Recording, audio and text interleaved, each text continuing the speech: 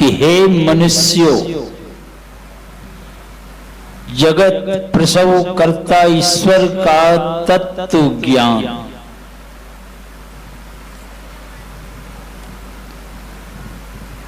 तो अगर प्राप्त करना चाहते हो तो क्या क्या काम करना पड़ेगा। यानी भगवान स्वयं पता बता रहे हैं कि तुम हमारे पास कैसे आओगे। ये भगवान स्वयं पता बता रहे हैं।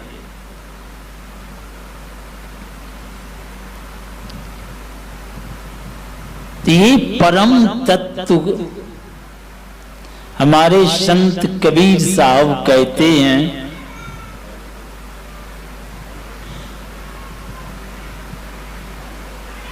इस दुनिया में जितने भी ज्ञान है ये सब ज्ञान ज्ञानड़ी है कहते।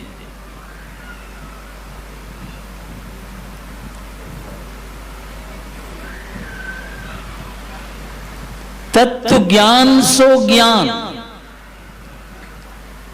तत्व ज्ञान के अलावे जो भी ज्ञान है ये सब ज्ञान ज्ञानड़ी कहते। तो ये तत्व ज्ञान क्या है तब? तो बड़ी अद्भुत बात कहते हैं कबीर साहब, जैसे गोला तोप का, तोप से जब गोला निकलता है तो सामने जो पड़ता है उसको तो ध्वस्त करते चले जाते। वही उदाहरण दिए हैं, जैसे गोला तोप का करता चले मैदान, सामने जो भी है सब सफाया करता चला जाता है। वैसे यह तत्व ज्ञान है। बाकी जितने भी ज्ञान है संसार में वो मैदान नहीं करता है और जंगल झाड़ पैदा करता चला जाता है और उसी में उलझ पुलझ के मरता है। ऐसा वो तत्व ज्ञान है। उस तत्व ज्ञान को समझने के लिए स्वयं भगवान कहते हैं पहले बुद्धि को ठीक करो। बुद्धि योग, जहां अपनी बुद्धि को जोड़िएगा वैसे बुद्धि हो जाएगी आपकी। तो हम अपनी बुद्धि को किस तरह की बुद्धि में जोड़ें?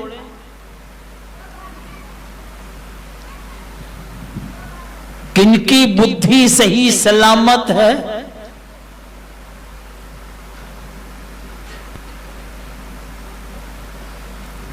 जिन बुद्धि में ये बात घुस गई है कि दुनिया के तमाम जो कुछ हैं इसके मिलने से उद्धार और कल्याण नहीं होने वाला।